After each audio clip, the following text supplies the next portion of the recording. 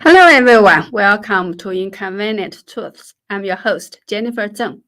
Today let's discuss 5 unusual phenomena surrounding Xi Jinping from the past few days and continue to explore a question many are still asking. Is Xi Jinping's power really stable? Is he preparing to launch a war? First, some updates to my last video. Look at this. This is a reserve service notification someone received on September 18, 2024. The full translation is this. Comrade Kong De-yong, in accordance with the law of the People's Republic of China on reserve personnel, you have actively responded to the call and have been honorably approved to serve in the reserve force of the Chinese People's Liberation Army. It is hoped that you will faithfully fulfill your military service obligations and contribute to the defense of the socialist motherland. The official stamp says Chinese People's Liberation Army, XX People's Armed Forces Department. The specific location in the middle has been concealed.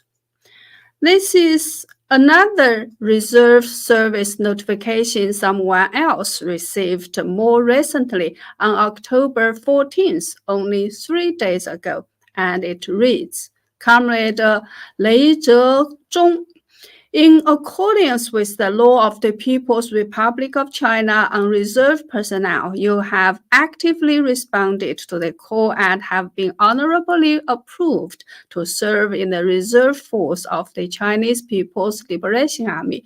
It is hoped that you will faithfully fulfill your military service obligations and contribute to the defense of the socialist motherland. The stamp says Dali County People's Armed Forces Department in Shanxi Province. This is a chat log. It also mentions that the CCP is recalling a large number of veterans. Key points are 1. A while ago, they started recalling older retired personnel. 2. Several months ago, they recruited a batch. Even female retired soldiers were recruited. 3. They mainly recruit those with technical skills, like the signalman, because now wars are high-tech. 4. They also recruit from the missile troops, technical personnel who can operate missiles. 5. Ordinary soldiers haven't been called back yet. The active duty personnel are sufficient for now. So from this, we know that the CCP must be massively conscripting discharged soldiers back to service. The above information is also consistent with what I revealed on September 10th, about 1 month ago. I said in that show that a notice from the conscription office of the CCP's Central Military Commission have been issued to various levels of so-called People's Armed Departments responsible for conscription work about 10 days ago. The title of this notice is Key Points for Conscription Work in the Autumn and Winter Seasons of 2024 and 2025. This notice explicitly states that conscription work for the re-enlistment of retired personnel will be conducted in both 2022 and 2025. The focus of re-enlisting retired personnel includes various types of armored vehicle drivers, army aviation, helicopter pilots, naval submarine technical personnel, surface ship radar operators, weapon operators, ship navigators, and various technical personnel from the Rocket Force and Air Force, among others. So what we shared today are some latest developments in the CCP's conscription work. Another update is, in my last video, I talked about two opposing views about whether Xi Jinping's power is still secure. Some people think it is, and some people think it is not. Actually, there is a third possibility, which is they are still fiercely fighting. More irregularities are happening in recent days, and people are trying to figure out their real meanings.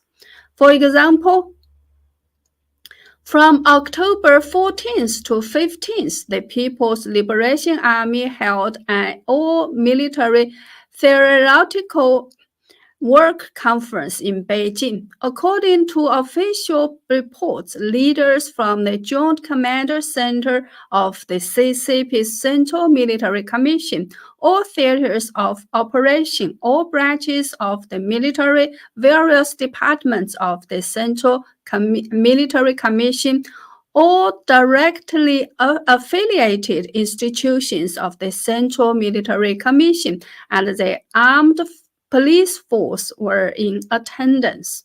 It appears to be a very important meeting, and I checked. This is the first time the CCP has held such a conference. Strangely, for such an important meeting, Xi Jinping, as the chairman of the Central Military Commission, did not attend. From the video report released by official media, there were only two people on the stage. One was Vice Chairman of the CCP's Central Military Commission, Zhang Youxia, and the other person, not widely recognized, judging from his uniform, is a Vice Admiral in the Navy. After multiple verifications, the Vice Admiral is likely Zhao Xiaozhe. He was originally a professor at the PLA Navy's Dalian Naval Academy, elected as an academician of the Chinese Academy of Engineering in 2011 and appointed as the director of the Science and Technology Committee of the Central Military Commission in 2021. Why was he chosen to sit next to Zhang Youxia? At this stage, nobody knows. Anyway, Xi Jinping's absence is the first unusual phenomena. The second unusual phenomena is that even another military commission vice chairman, He Weidong, who is close to Xi Jinping, was also absent. I have previously done a show talking about how He Weidong, in order to win Xi Jinping's favor, specifically bought a German dog that Xi likes, learned to mimic the dog's loyal gaze, and then whenever he had the chance to be near Xi, he would use this absolutely loyal look to gaze at Xi. Finally catching Xi's attention and gained his favor, eventually becoming a vice chairman of the Central Military Commission. But He Weidong was also absent from this meeting. The third unusual phenomena is the wording in the official report. Xinhua News Agency reported that Xi Jinping gave important instructions for the meeting, then said we should implement the new era thought on strengthening the military, implement the military strategic guidelines of the new era, and so on. However, in previous official reports, the standard term used was Xi Jinping thought on strengthening the military. Last August, the Central Military Commission even issued a special notice to distribute the study outline of Xi Jinping thought of strengthening the military to everyone in the military to study. Yet this time, with Xi Jinping not present, it changed to the new era thought on strengthening the military. So, what has Xi Jinping been doing these days? Official reports say that from the 15th to the 16th, he was on an inspection tour in Fujian province. Look at this photo from the inspection. Isn't it funny? All of Xi Jinping's accompanying officials are dressed in the same white shirt, identical to his. This photo is from the afternoon of the 15th, when he had a friendly exchange with fishermen in a village in Dongshan County, Zhangzhou City. This is him inspecting a cultural memorial hall in Dongshan County, Zhangzhou City. And this is him inspecting the Guan Emperor Cultural Industry Park in Dongshan County, Zhangzhou City. You see, all these are trivial matters, and these inspections activities were from 15th to the 16th, while the military meeting he missed was held on the 14th. Even if he really needed to inspect, he could have attended the military meeting first and then gone for the inspection, right? The fourth unusual thing is that Xi Jinping did not inspect the local troops. You know, the People's Liberation Army had just held the Joint Sword 2024B military exercise on October 14th, and Fujian, where Xi Jinping was inspecting, is the closest place to Taiwan. Also, Dongshan County was the place where the famous Battle of Dongshan Island took place in 1953. At that time, the CCP had just come to power, and the Republic of China, which had been driven to Taiwan, was still thinking about reclaiming the mainland. So on July 16th, 1953, over 10,000 army soldiers of the Republic of China suddenly attacked Dongshan Island in Fujian, attempting to occupy it. But they did not succeed and were repelled by the PLA. This can be said to be the last time the Republic of China's army attempted to counterattack the mainland, and since then, there have been no such attempts. This means Dongshan County is a place symbolizing where the People's Liberation Army repelled the Republic of China's forces, a place of victory for the PLA, and right after the PLA completed a military exercise simulating the blockade of Taiwan, this would be an excellent time to meet with the troops and boost morale. So why would Xi Jinping forego doing such a thing? Before this, no matter where Xi Jinping went, he liked to meet with the local garrison to show his leadership over the military. This time, arriving at a place with symbolic significance for the PLA's victory, why did he not meet with the troops? This is also very unusual. The fifth unusual thing is that when Xi Jinping went to inspect Fujian, according to regulations and customary practice, Cai Qi, the fifth-ranking Politburo Standing Committee member and director of the General Office of the CCP's Central Committee, should be with him. However, Cai Qi was missing. Previously, no matter where Xi Jinping went for inspections, Cai Qi was always by his side. Here's a photo, from last year when Xi Jinping was inspecting in Guangdong. The person on the far right is Cai Qi. And this isn't a recent convention. Look at this photo from 2005. nearly 20 years ago, when Xi Jinping was just the party secretary of Zhejiang province. Even then, during his inspections, Cai Qi was with him. The person standing right next to Xi Jinping on his right is Cai Qi. However, this time, when Xi Jinping went to Fujian for an inspection, Cai Qi was not there.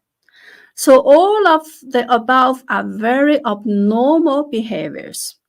People are also reminded that earlier on August 29th this year, when U.S. National Security Advisor Jake Sullivan visited China, he specifically requested to meet with Zhang Youxia, which was also an unusual request.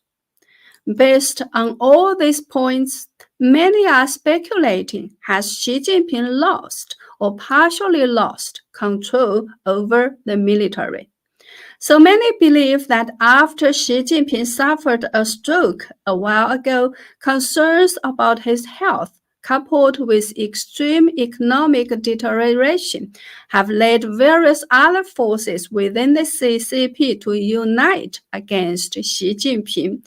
They've reached some kind of understanding to maintain Xi's face and authority on the surface, while actually letting him slowly fade out from China's political stage.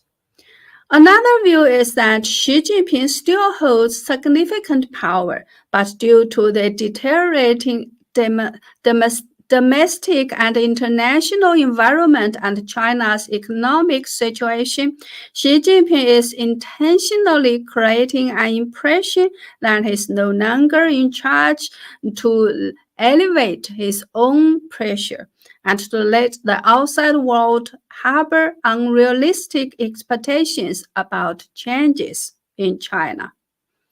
Of course, there is also the possibility that Xi Jinping and anti-Xi forces are engaged in what the CCP calls a you die, I live struggle, with wins and losses on both sides, and no final outcome has yet been reached. Yesterday, someone asked me, do you think the CCP can win a war against Taiwan or the US? My answer was, perhaps they don't need to win a war. They might just need a war. From the current situation, if the CCP doesn't give up its power or disintegrate, I see no other way out of the current crisis. And starting a war might be their only self-perceived way out. In a state of war, the CCP can impose greater suppression and exploitation on the populace, and many issues in peacetime are no longer problems in wartime because society's focus and strength must then be concentrated on external conflict. Of course, there's another scenario and force to consider, which is the resistance from the people. Although the CCP's control over society is strict, making effective resistance difficult, and even communication between people is challenging, resentment and dissatisfaction towards the CCP are rapidly accumulating.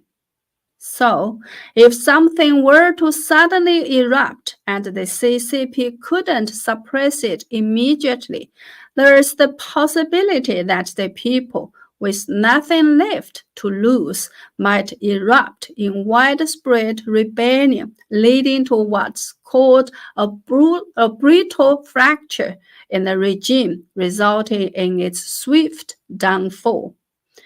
Another possibility is that the war does break out as desired, but once started, it might not be as controllable as the CCP hopes. They might intend to use war to escape their current crisis, but there's also a high chance they could play with fire and get burned, leading to their own destruction. Do you agree? Well, that's all for today. Please like this video and subscribe for more. Please also visit my website at jenniferzengblog.com to sign up for a membership or make a donation. Your support helps me continue sharing the inconvenient truths. Thank you. Have a nice weekend and see you next time.